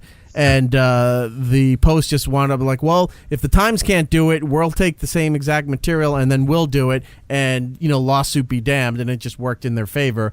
So that's all what the movie was, is that the Washington Post got lucky. So it seems like the answer to your quandary, which is exactly what I suspected it was, is that it depends on the studios. Oh, I thought that you were going to say 42. No, that's the answer to Life, the Universe, and everything else. Gotcha. No, some of the studios do not allow certain films to be rented. It's a studio decision, not an iTunes decision. That's weird. Well, I wonder if I can go to Amazon. You could try it. Or YouTube. If you have YouTube Red, you might be able to do it that way. Yeah, because I don't really want to go buy Geostorm. Yeah, I don't blame you. I would pay the $5-6 to. No, I don't. I'd pay the $5-6 to rent it. I just don't know if I would. Yeah, I don't think I'd want to buy it. No, you don't want to buy it. Oh well. Moving on. Some other movie stuff to talk about. Some trailers came out, like we said, Predator. Yeah. Avoid that unless you want to torture yourself. Then by all means, you do you. The Dumbo trailer. Yeah. Did you see it? So I did, and I didn't hate it by any stretch of the imagination. But I just realized, and I liked Jungle Book, the live action Jungle Book. Right. I like Jungle Book. Beauty and the Beast. I was so on Beauty and the Beast. Okay. I know Lion King is coming out as well at some point down the line. But I just realized after watching that Dumbo trailer, I happen to really like the original. I like the original Jungle Book, and I like the original Dumbo. I even if they're really, really good and really, really well done, I really wish that Disney would stop turning all of their animated movies into live action. Ugh, it's horrible. But you know what? Again, I really liked the live action Jungle Book. I really, really liked it. I thought it was really good. I enjoyed every moment of it. I even went back and watched it a second time. I enjoyed it the second time. But I'm watching the Dumbo trailer the other day, and I just had that moment of, I don't want this to become the standard for some of these films. Gotcha. I can't wait for the live action Bambi where they murder its mom in the movie. Oh man, it's going to be so good. Like, as a fan of Disney animation and animation in general, I don't want to see the animation get replaced. And I know you could go back and watch the original. I'm not saying it ruined my childhood or none of that bullshit, but just from a film medium standpoint, right? I just don't want to see all these animated films get replaced by live action. You don't want to see. I just want the animated films to be pure in what they are. You don't want to see The Rock, who voiced the demigod in Moana, become the actual demigod in Moana. No. I don't know. I know some people don't agree with me. I know some people are really excited to see it. I think it looks beautiful. I like Tim Burton. I'm sure that he'll treat the material well. I'll probably see it, but I don't know. I just don't want to see every animated film become live action. Like, I don't even want to watch the trailer for it. Like, that's how much I'm opposed to, like, the live action stuff. Like, I just don't even want to see the trailer. I'm like, nope, no interest whatsoever. I watched the trailer. Yeah. I forgot, because I haven't seen Dumbo. I own it, but I haven't seen Dumbo, I think, since the 80s when I was a little kid. Okay. When Dumbo takes acid and trips out about the pink elephants. I forgot how dark a story Dumbo is. Right? So, hold on. You know how it is in the animation, right? Where it's just horrific the way most Disney movies are. They kill off the parents or something, and then the kid winds up having an adventure. Although, in this one, Jumbo doesn't die, right? Dumbo? No, from what I can tell from the trailer, they're separated. They take the mom and the. But does she die in the animated? I don't remember. Yeah, they're separated. In the yes, animated. There was something with it. Wasn't it a train crash or something? No, don't they get reunited at the end? I don't know. I don't know. I thought they put him in a detention center in Walmart in Texas. Yikes. When they separated her. Ouch.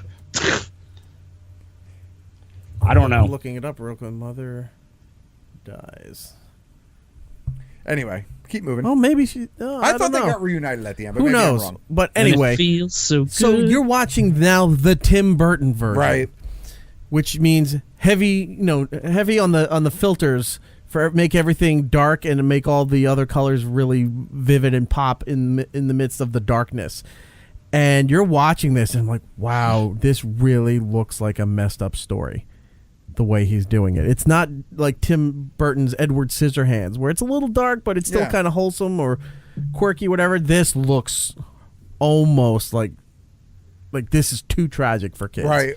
And this was just the teaser that put out. I mean, we'll have to see what the full trailer does when it comes out. But I was watching this, I was like, I forgot how damn dark this story was. Yeah, well, because Dumbo, like all of those classic Disney films, has its high highs and its low lows. Right. So I guess it'll depend on what Tim Burton chooses to focus on. By the way, Jumbo, which is Dumbo's mother, does not die in the animated cartoon. It ends with the two of them. Dumbo goes on to actually accept his role as the flying elephant in the circus, and he's so successful that they give him a private rail car with his mom, and that's how it ends, is the two of them in their own rail car. And then the rail car next to them, the tigers are getting beaten. You're right. Why does he take a rail car? Why doesn't he just fly? Well, because maybe his ears are tired. But it doesn't seem like they have the mouse that's his guide. They have to have it seems to be the little girl's role in the trailer. I here. hope not. There's this little girl, because one time she goes, a feather like that, and I'm like, oh, this little girl is the mouse. Mouse role. Oh, boo! Yeah, boo, boo, boo! This man. Anyway, so that trailer came out. We'll switch over to TV, and then we can get out of here. A couple of things in television news for you. One, another celebrity has fallen victim to online bullying and has removed their Twitter account. Okay. And that would be Millie Bobby Brown from Stranger Things. What? Such a shit. Now here's the story. So, but this was was it over sexualization or was it? No, not bullying? at all. Okay. This was bullying. Yeah. So a hashtag started called "Take Down Millie Bobby Brown." Right. Okay. Now the original, I guess, the origin of the hashtag was some lady claiming that the actress declined to take a photo with her until she removed her. How do you pronounce this? Hijab. Hijab. Okay. which is the Muslim dressing around, like you can see the face, but it covers your hair and your neck and all that. Headdress for females. Yeah. But when the woman refused to, she alleged that Millie Bobby Brown pulled it down for her in order to take the photo, which just does not sound right at all. Exactly right. So the photo never happened. There's no evidence that this ever occurred. Right. But because that story is what they're saying is the origin of the hashtag then blew up to be other things. So then it was used to accuse her of outrageous details, including being homophobic and slurs and things like that. I saw. But she is an outspoken supporter for GLAAD. Yeah. Like she's at GLAAD events and stuff like that. So everything around that hashtag is just lies. Right. And it got to the point where people were just constantly and she's 14 years old. Exactly. So I want to really clarify that I'm not saying railing her in a dirty term where they're just attacking her on social media. She wound up giving up her Twitter account. She's on Instagram where she can her and her people can monitor the posts, which is one of the better features of Instagram where you can delete everything and block people. People are fucking ridiculous. But yeah, she's another person in the celebrity world that had to move away from this because people just want to be nasty. And we've talked about the fact that, it seems that there's too much access to people. Be it celebrities, politicians, regular people, all walks of life. There's too much access and too many people willing to put every aspect of their life online. And then when they get attacked, they're like, oh, I don't know why I'm being attacked. What am I supposed to do here? Oh, my God. But there's also like people who are just willing to just start shit for no reason. I mean, there's so many goddamn trolls on the internet. Right. I just wish that like one day someone would go on the news and be like, all this shit you're saying is fake. Stop believing it. Knock it off and just fucking slap somebody. It's fucking bullshit. So the woman who started all this, right, in her profile picture on Twitter, she's not wearing a hijab. She's not. No, she's some blonde-haired girl. I mean, not that matters, but you could clearly see her whole head. And someone even says, you don't even have a hijab on in your profile picture. And her response was, because she ripped it off me. So that's the photo you use for your profile picture? No, she's smiling in the fucking picture.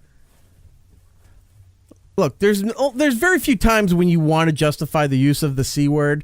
I think this is one of those times. I gotta look into this more. All right, look into that while I go and shift over from to other TV news. We have some news about Game of Thrones. Season 8 is not till 2019. Right. They still haven't put out an actual date of when it's going to be starting up again. But her account got suspended. They got, of course it did. They have some news on the prequels. Right. That George R.R. Martin is working with the guy who did the Kingsman movies. I'm forgetting that guy's name. Matthew Vaughn. Okay.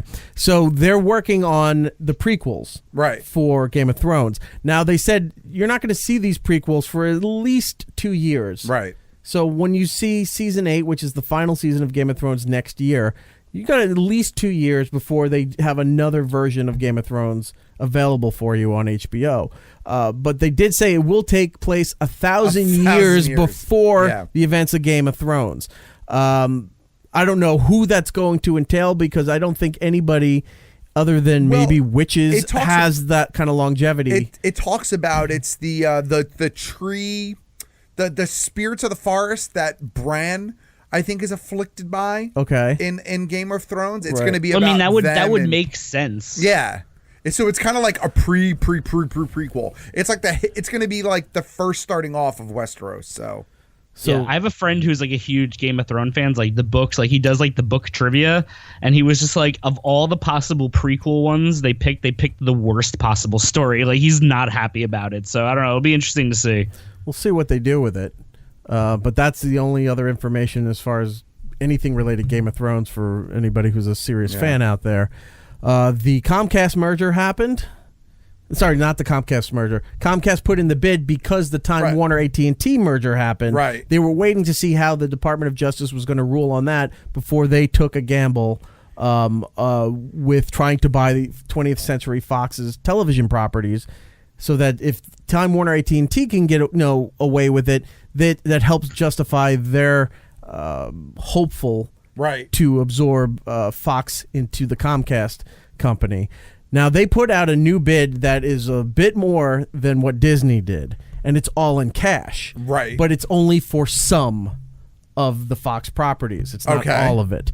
Fox is still holding strong with their current bid, which is mostly stock, but somebody spoke to somebody at Fox, one of the news organizations spoke to somebody at Fox saying that in the long run, the stock option or the stock idea might be more feasible than the cash up front with Comcast. Sure. So what is happening now is the board at Fox now has to go back and review this new Comcast offer and see what's going on. If they decide that they're going to go with the Comcast offer, according to the law, Disney then has 5 days to reconsider and put a new offer up on the table. Okay. Now, I don't think Fox is going to take the Comcast deal because even though it's more money up front, it just seems there's so many technical hurdles from what I've been reading, not just in the United States, but the Sky Network over in Europe, right? Owning that, because that's going to have to be negotiated on a. If Disney goes to the, I don't know why this works, but if Disney goes with Fox, they get the Sky deal. If Comcast goes with Fox, they have to negotiate separately for Sky. Yeah. So it's not incled in what. So I don't know what it is that because Comcast. Disney might already have a relationship with Sky. That's possible, yeah. And then also the biggest portion of it, I guess, is the ownership in Hulu. Yeah. Because whoever gets Fox has the majority control of what Hulu does. You know who tweeted me angrily when that news dropped? Who? Dr. Steve. Oh, yes, he did. He told me, too. He was so mad. He wants to see Fantastic Four. Everybody does. So bad in the Disney Marvel universe. Yeah. And he's like, this isn't going to happen. I'm like, Steve, we don't know what's happening yet. Oh, I love Steve. He doesn't get that passionate about a lot of things. He doesn't get that passionate about medical stuff. The last time I saw him that passionate, he was talking about his Moogs. Yeah. You know? But now he's all upset.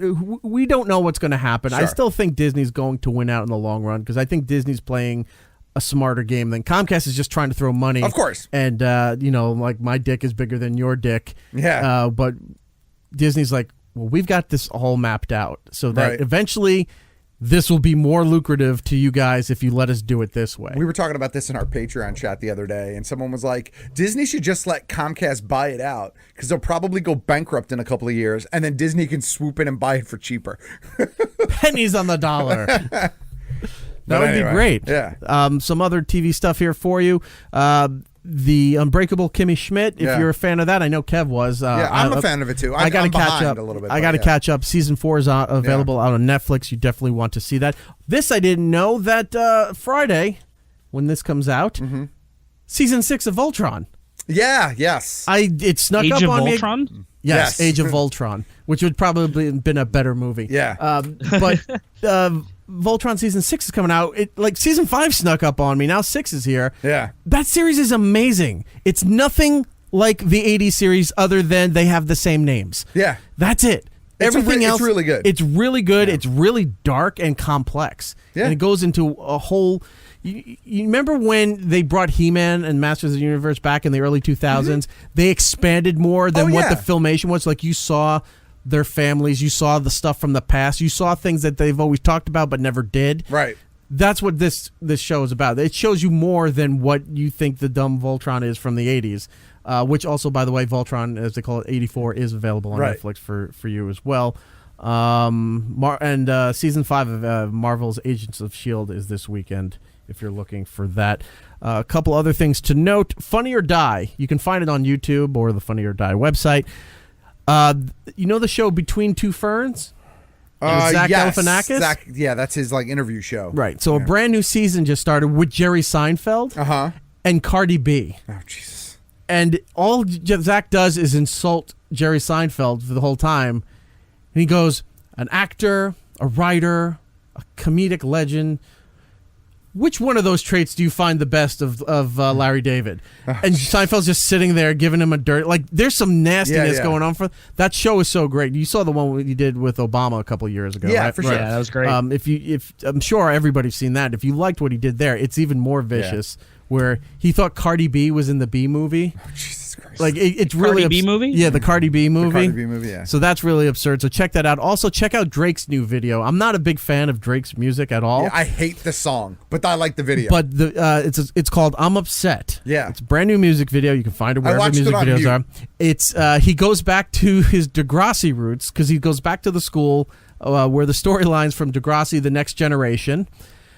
Also, Jay and Silent Bob are also involved in there. Right. Well, if you remember, they appeared on a couple episodes of Degrassi. I know, but I'm just saying the whole video is out. You're seeing who was the kid that shot him? Oh, I can't remember the actor's name or the character's name. But yeah, he turns in the hallway, and all of a sudden there's just this group of kids, and the group of guys now turn, and they go chasing after him to beat the shit out of him. Like it's funny. It's very cool. You should definitely go check it out. I watched it on mute. Oh, you did? Yeah, because I can't stand his music. I can't either. I tried. I was like, all right, I'm going to watch this. And like 30 seconds into the song, I'm like, yeah, no mute. I only unmuted it for the talking part in the middle with Jay and Silent Bob selling weed to, what's his name? The principal who was on the original. I can't think of the He's like, you're my favorite students. And Jay's like, we don't even go to this school. Yeah. But anyway. Venture Brothers has a release date of November 11th of this year for season 7. I just plowed through all 6 seasons. Nice. It's very complex, and like I said last week, there was a lot of stuff that I forgot about. If you give it a chance, you'll definitely be happy to see all the things that you missed the first time around. Rumors that Lucifer is going to Amazon Prime for season 4, which is exciting. We're waiting for that confirmation, and I guess we can do this next week, but I want to talk to you, since you brought it up last week, about Cloak and Dagger. Okay. Marvel's new series that's on Freeform. Uh-huh. Does Disney own Freeform? Yes. Okay. So it's rebranded from ABC Family to Freeform. Correct. Right? I found out that Freeform is on Fios. Yes. If you have Fios. I didn't know that. It's I like thought 4, 5, it's 7 $6.99 on Fios there. I thought I have to go online or. No, it's on Hulu too. Well, I don't have Hulu. Yeah, okay. But I was surprised to find it, and I watched the first 2 episodes. I enjoy it. I have no idea what their powers are. Yeah. Or what's going on. Okay. So I'll try to watch it before next week. Then, yeah, I haven't started it you yet. can explain a little bit. It's whatever it is. It's very well done. Yeah. I was captivated, not knowing a damn thing about these characters. Does it look good as a TV show? Like sometimes like those off shows, you're like, I can see it's like not that good. And it's gotten very good reviews as well. Yeah, it's been well received. It is really good. I just don't know what's going on. Okay. So if you can take a look at that and see if maybe for next week. Quickly, because I know we got to get out of here. Yep. I know I got to get out of here. But next week, I want to quickly talk about the Gorillaz using Ace from the Powerpuff Girls on the new album. Really? Yeah. Do you remember the Meanie Greenies from the Powerpuff Girls? Yes. The band? Yeah. Ace was their bassist in that band. Oh, okay. I had a different character in my head. He's green skin, glasses, kind of like this awful anyway, we'll talk about that next week. But I think it's really funny and really interesting how they did it. So, oh yeah, look at that. Yeah.